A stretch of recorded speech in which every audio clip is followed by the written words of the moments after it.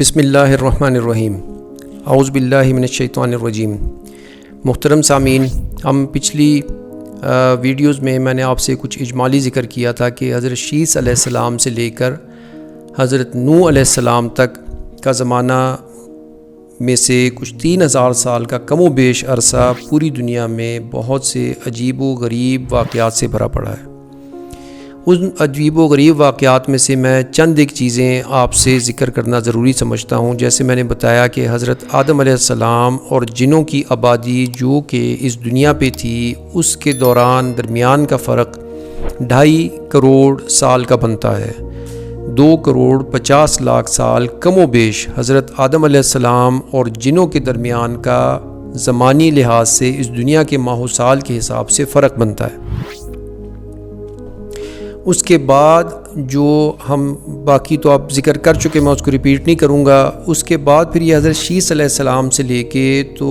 حضرت نوح علیہ السلام کے جو زمانہ تھا، اس دوران جیسے کہ آپ نے پڑھا ہوگا، ابھی جس کے فوسلز ملے ہیں ڈائناسورس کے، ڈائناسور کا میں اس عرصے پہ نہیں جاتا، وہ ڈائناسورس جتنے بھی ہیں یہ ڈائناسور جنوں کے زمانے کے جانور میں جو ہے نا وہ شمار کیا جاتا ہے ان کو، کہ یہ جنات کے زمانے کے دوران موجود تھے۔ جب جنوں کی آبادی تھی ہر طرف، اس وقت یہ ڈائناسورز موجود ہوتے تھے۔ ہم واپس آتے ہیں انسانوں کے معاملے میں، تو حضرت شیس علیہ السلام کے زمانے کے اندر اور اس کے بعد، جیسے کہ ڈائناسورز میں آپ نے نام سنا ہوگا ایک پرندہ اڑنے والا جس کے فوسلز وغیرہ ملے، تو اسی طریقے سے ایک پرندہ اس وقت جو اڑنے والی چیزیں یا اس میں جیسے کہ پیگاسس ہے، پیگاسس یعنی کہ جس کے ماتھے کے اوپر ایک ہوتا ہے سینگ اور پھر اس کے ہوتے ہیں پر، گھوڑے کی شکل کا، یا گھوڑا اسے کہہ لیں، اڑنے والا گھوڑا۔ یہ پیگاسس یا اڑنے والا جو گھوڑا ہے، یہ حضرت شیس علیہ السلام کے بعد جو تقریباً کوئی 10,000 سال میں سے 3,000 سال کا کم و بیش عرصہ بنتا ہے، اس میں یہ اس دنیا میں کئی جگہ عام پائے جاتے تھے۔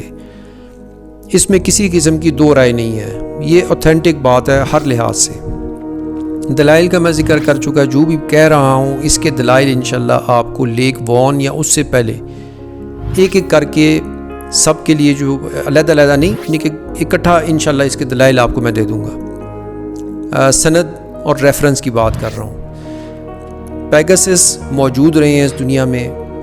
اڑنے والے گھوڑے جس کا ایک آگے سینگ ہوتا ہے، پھر اس کی مختلف شکلیں ہوتی تھیں اور اس کے پر ہوتے تھے، یہ موجود رہا ہے، یہ کنفرم بات ہے۔ دوسرا، ہمیں جو آج کل کے دور میں ایک علامتی طور پہ استعمال ہوتا ہے، جیسے کہ ہما پرندہ ایک کہا جاتا ہے۔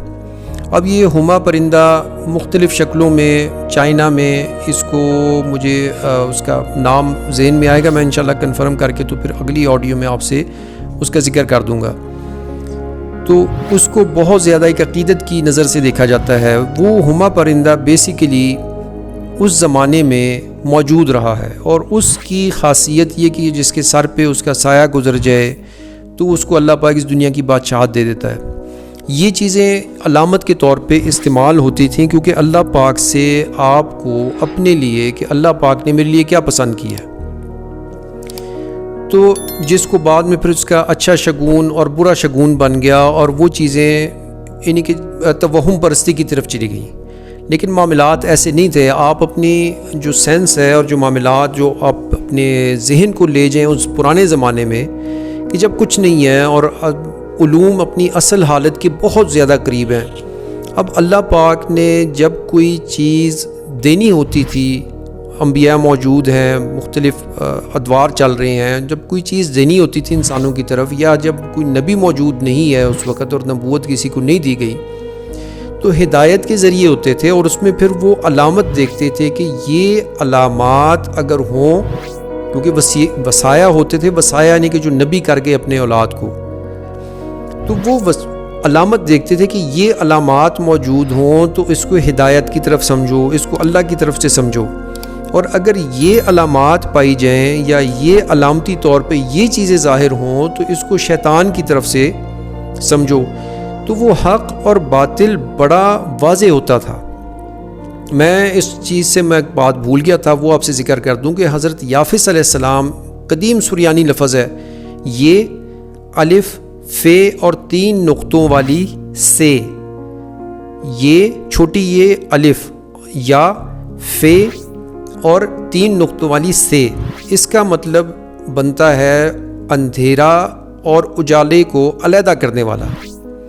تاریکی اور روشنی کو علیحدہ کرنے والا۔ یہ اس کا لفظی اور معنوی جو مطلب ہے، اس کی گہرائی ہے، بہت زیادہ ڈیٹیل میں نہیں جاتے، تو یہ حضرت یافس کا مطلب یہی ہے، حضرت یافس علیہ السلام کی میں ذکر کر رہا ہوں۔ تو اس وقت 2 ہی چیزیں بتائی جاتی تھی۔ حضرت آدم علیہ السلام، چونکہ میں نے بتایا کہ 600 سال کے قریب انہوں نے بڑی اذیت کاٹی، انتہا، جتنا کرب دنیا میں لوگ کاٹیں گے اس سے کئی گنا ظاہری اور باطنی طور پہ وہ اس دنیا میں انہوں نے 600 سال کے عرصے میں وہ گریہ ازاری، اور وہ 2 لحاظ سے تھا، ایک تو ایک بیابان کے اندر پھینک دیا گیا جو دنیا پلانٹ ارتھ، دوسری بات کہ وہ ان چیزوں سے علیحدہ کیے گئے کہ جس میں کہ اللہ کا قرب سے لے کے تو جنت کے جو محلات اور جو جنت کا ماحول اور وہ ساری چیزیں، تو انہیں 2 طرح کا کرب اس دنیا میں کاٹا، کیونکہ اپنی آنکھوں سے دیکھا، اپنی تخلیق کے عمل سے لے کے اور اللہ کی قربت سے، اور پھر یہاں پہ ان کو جیسے کہ پھینک دیا گیا اور سارے معاملات 600 سال کا عرصہ۔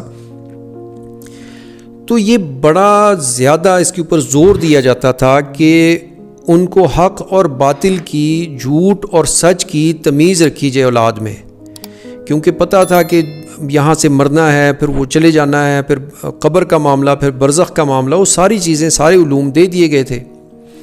تو اس صورت میں پھر وہ زور دیتے تھے اپنی اولاد کی طرف کہ وہ علامات سے پہچانے، تو ان علامات میں پھر تاریکی کی طرف سے یا باطل کی طرف سے یا شیطان کی طرف سے جو علامات ہوتی تھیں ان کو علیحدہ واضح کر کے بتایا جاتا تھا، اور جو اللہ کی طرف سے نیکی کی یا اس کے فرشتوں کی طرف سے نیکی کی صورت میں جو علامات ہوتی تھیں اس کو علیحدہ سے تفصیل سے اپنی اولاد کو وہ بیان کرتے تھے۔ تو اس میں پھر نیکی کی علامات میں کچھ جانور، کچھ معاملات، کچھ پرندے آتے تھے، اور باطل کی طرف سے جو علامات ہوتی تھی اس میں پھر کچھ جانور، کچھ پرندے اور کچھ اور چیزیں آتی تھیں۔ اسی طریقے سے ان علامات میں یہ صرف جانوروں تک یا پرندوں تک معاملہ محدود نہیں تھا، وہ علامات کئی طرح سے کئی شکلوں میں ظاہر ہوتی تھیں۔ ان علامات میں سے ہی یہ ایک پیگاسس جو کہ موجود تھا، یعنی کہ لوگ اس کو دیکھتے تھے، پیگاسس جو کہ اڑنے والا جسے گھوڑا کہا جاتا ہے وہ،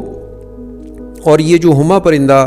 ہے، گول ہے اور میم الف ما ہما، اس کا چائنیز میں آج بھی ذکر ملتا ہے، مجھے اس کا نام اس ٹائم چونکہ ذہن میں نہیں آ رہا، میں انشاءاللہ پھر آپ سے اس کا ذکر کر دوں گا۔ تو وہ پرندہ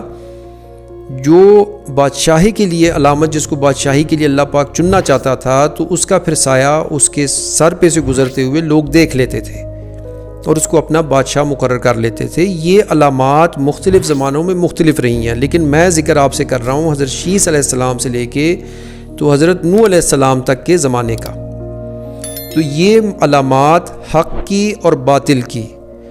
بڑے واضح طریقے سے بتائی جاتی تھیں، کہ کیونکہ اسی وجہ سے جس گمراہی میں ڈال کے شیطان نے عزازیل، جس کا اصل نام ہے، اور جو لعین ہوا، بارگاہ راندہ درگاہ ہوا، اور اس نے پھر دشمنی اختیار کی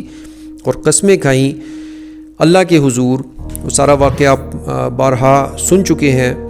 تو اس وجہ سے اس دشمنی کو پیش نظر رکھتے ہوئے جنت پیش نظر ہوتی تھی کہ اس واپس اس نسل کو وہاں پہ لے جایا جائے، اور اللہ پاک نے جو جہنم تیار کی ہے اس سے بچایا جائے۔ تو وہ علامات جب نبی موجود نہیں ہے یا موجود ہے یا نسل جو کہیں اور جا چکی ہے، تو وہ ان علامات کو سمجھے۔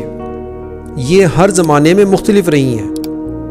اور انہی علامتوں میں سے 2 علامتیں رکھی گئیں، پیگاسس اور یہ ہما پرندے کی شکل میں۔ ہما پرندہ بادشاہی کے لیے جو آج تک ہے، اور اسی طریقے سے جو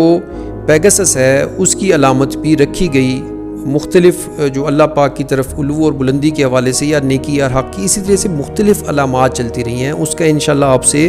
تھوڑی سی تفصیل کے ساتھ اگلی ویڈیو میں ذکر ہوگا۔ السلام علیکم۔